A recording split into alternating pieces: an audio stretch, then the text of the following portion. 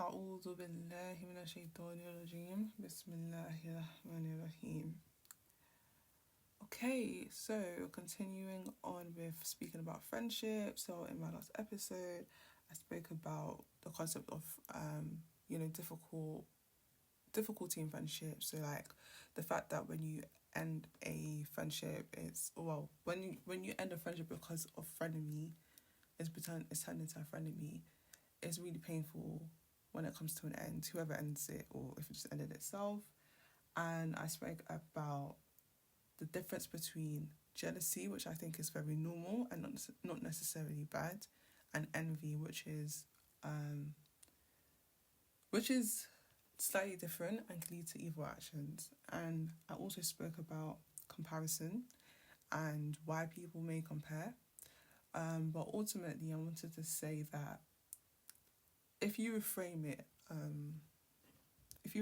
that mindset of, oh my gosh, like these girls are always hating on me, blah, blah, blah, and you see it from a humane perspective, a lot of people are insecure, and so it can definitely come up in the form of jealousy in friendships and jealousy and envy and how people act. And yeah, that's not cute. It's difficult, but it's actually life. It happens a lot. And I'm actually reading Surah Yusuf, and I mean, if in case you don't know the story of Yusuf, then his brothers were basically jealous of him because, his brothers were jealous of him and his little brother because they felt like their dad,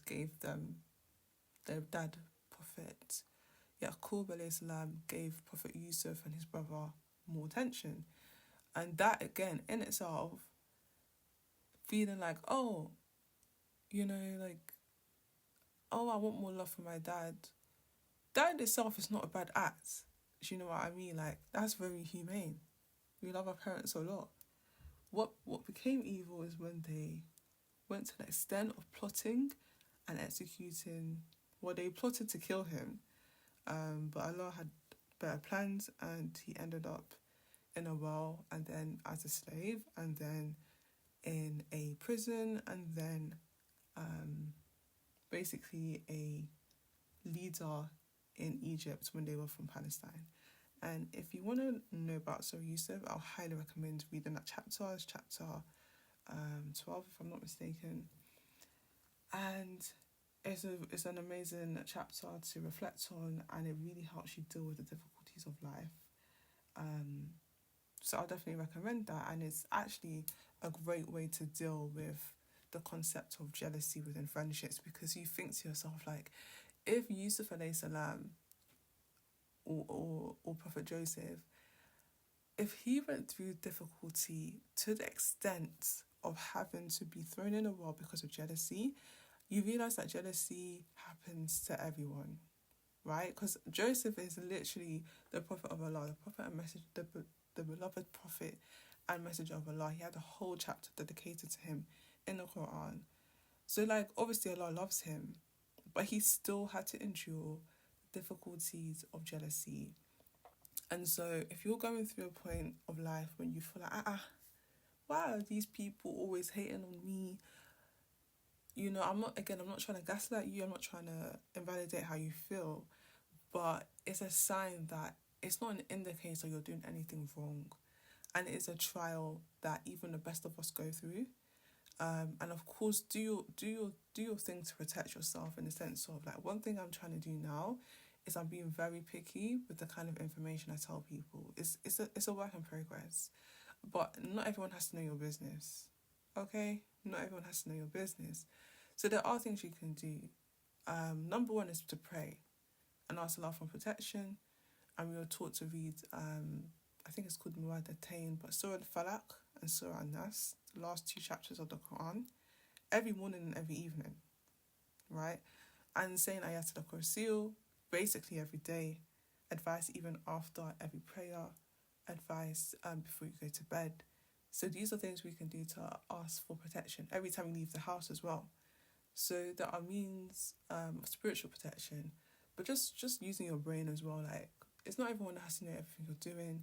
You don't need to tell people every intricacy of what you're doing. whether it's like the goals that you have. I remember like one mistake I've made so far in my 20s is I'll meet someone and I'll think, oh my gosh, this is my friend. And all of a sudden, I'm telling them a lot of information about me because I feel like I value introverted conversation. And so, one thing that I think introverted people kind of do is they share information because they see it as like an act of intimacy. And it's actually like when you share information about yourself, it's basically telling the person, I value you a lot, to tell you this personal, important, valuable thing about myself. And so you tell people about, your goals or maybe something good that's going for you. And I think that's not in itself too bad, but it's like the people I was telling were people I had just started a friendship with. And I feel like what I've learned is that you need to allow people, you need to see and wait and be a little bit more picky with who you trust for that kind of information, because you are very, very valuable. Like, I remember, I'm not gonna lie, guys, I speak to ChatGPT like almost every day, and I was speaking about this issue, and I'm very poetic. So ChatGPT, I think the algorithm makes it very poetic, and it responded to me in a very poetic way, and it said something like, like, you are a garden kind of thing, like your goals, your ambitions, your secrets, your what you've achieved, what you haven't achieved, your vulnerabilities, your difficulties. It's all a garden. And I think you have to keep your garden basically locked, and you only allow people to enter your garden if you feel like they deserve it. And that's after they've proven again and again that they're loving and they have your best interest in mind and they're kind and then you trust them. And you know what I mean? Like, that's something I've learned. And it does take practice. Like, it's just a life skill, I guess, And there's some people who, you may allow them into your garden and you might tell them stuff about you and then they may use it against you. And at that point, you can kick them out. That's another thing. You can always kick people out of your garden. It's never too late. Because guess what? The things about gardens is that they will continue to grow and change. So never feel like, oh my God, I've made a mistake and I've told someone this things about me and, I've made a horrible mistake and just sit in your regret. No, because you're a garden. You can change, you evolve, and you can continue to kick, like, they don't need to evolve with you. They don't need to grow with you. But another thing is that sticking with the garden analogy is, the only people who you should allow in your garden are people who've proven to you that they will actually help you. They'll help you water your garden. They've shown love consistently. They're kind. They're not trying to cut down your trees. Child, this garden analogy is making sense. But they're not trying to cut down your trees. They even shine a light. They help you with the photosynthesis of your garden. If you know, you know. So it's a thing where, like, don't even... It takes practice. I'm still learning. And recently I've had to shut some people out of my garden. Yeah, I've had to shut some people out because I realised some people that I trusted, and to be fair, this particular person I'm speaking about, we have been like loose friends for almost a year. But I realised that they were competing with me and they were being a bit weird and a little bit condescending. So I escorted them out of my garden. And I didn't cut them off entirely, but they are definitely out of my garden. I will not be telling them anything about me. That's very personal again. And I'm keeping my distance from them. And such is life, because your garden is valuable. You are valuable. You are worthy of waiting until people have shown you that they genuinely like you, they love you, they are up to support you and give you love and shine light on you and water you before you allow them in your garden. And if they don't continue to do that, you can kick them out your garden. Also, I was going to say, there were some people in your life who you may feel like, or they feel like, they are just automatically invited in your garden. And a lot of these people would be your family members. There would be maybe your childhood friend. Or or maybe, I don't know, your manager, or if you're in a relationship, your partner, and it's like, no.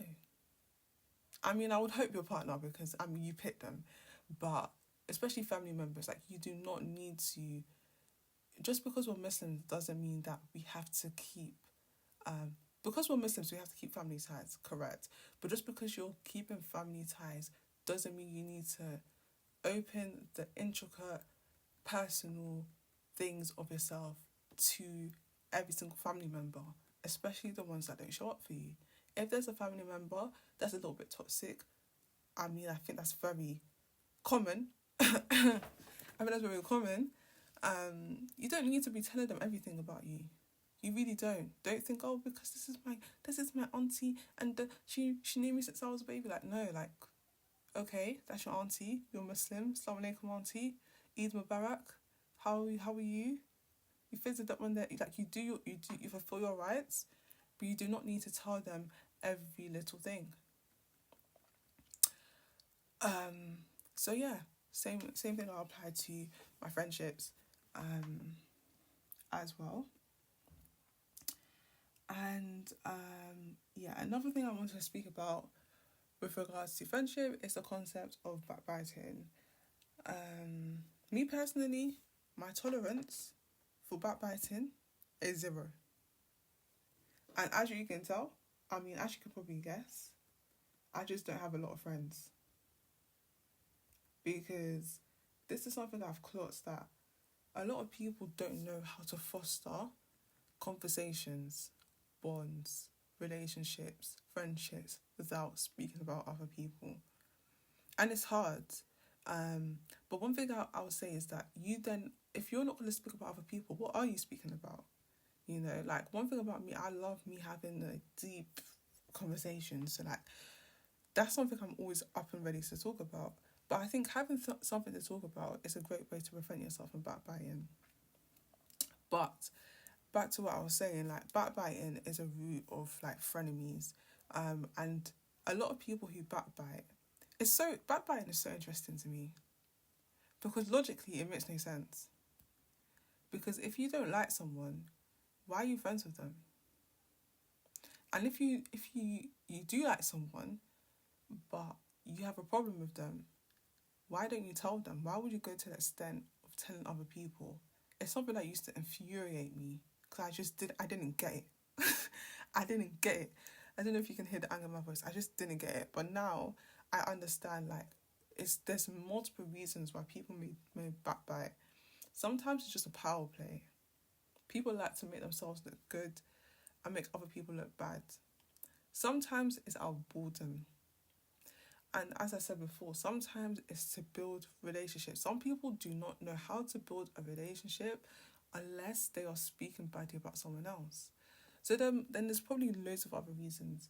But obviously, as a Muslim, it's something I stay away from, both in participating in it, and also, I'm not going to lie, if you do it to me as a friend, you're getting cut off right then and right there. I have no tolerance for it. I hate it so much. It gets on my nerves so much.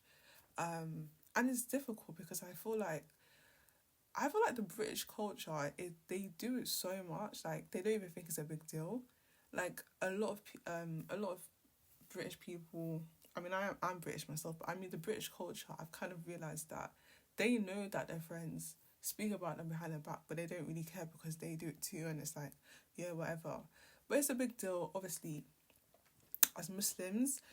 Backbiting is compared to eating someone's flesh. And I remember when I learnt that and I read it in the Quran, and I was like, oh my gosh, just a little chit chat is eating someone's flesh. But I think the essence of it is that Islam, the concept of Islam and submitting to Allah, essentially is submitting to truth. And I feel like backbiting is a very ugly way of subverting the truth. Because obviously backbiting is not just telling someone as it is. You're telling someone lies about someone else. You're actually slandering. You're actually messing up their name, and you're messing up the truth. So I feel like that's maybe one of the reasons why it's such a huge thing. Like, how dare you mess up the truth? How dare you mess up the truth. The truth is valuable, and the truth is the whole essence of Islam. Like, the truth is, Allah is real. Allah is watching us. We're going to be returned to Allah. And along with that truth is the reality of people. So if someone is out there just doing their thing and you open your mouth to start lying about them, you're messing up the truth, the divine truth. So I feel like it's very evil, and I don't think we should trivialize it. And more importantly, chill. Like, if you have a problem with someone, deal with it in an honest way. Like, you have options. You can let them go, child. Like, you do not need to speak about them badly. You can let them go. You can, if you've decided that, do you know what, I don't even want to be friends with this person anymore, you can let them go. Or you can put on your big girl panties and tell them, like, hey, the other day you did A, B, and C? Maybe can we talk about it? Because I didn't like that. And in the moment it's difficult, but ultimately it's so worth it, because at the end of the day, everyone's going to annoy you. Everyone is going to annoy you. So if you don't have the skill of confronting people when they annoy you, it's gonna end up, you're gonna be, speaking from experience, you're gonna end up either pretending, being friends with people you don't really like, or just randomly cutting people off, which is also not kind. So when you speak to people about how they've upset you, or maybe something they've done you don't like, I feel like it goes a long way, and it protects you from backbiting. And the next thing I want to talk about is like loneliness. That's a really big thing. And it kind of brings me full circle into the first point I made, which is going back to Allah. But yeah, that would be the end of this part of speaking about friendships. I hope it's been beneficial. I hope it's been somewhat interesting, educational, entertaining, all of that. And if you did like it, then let me know. Okay, Assalamu alaikum.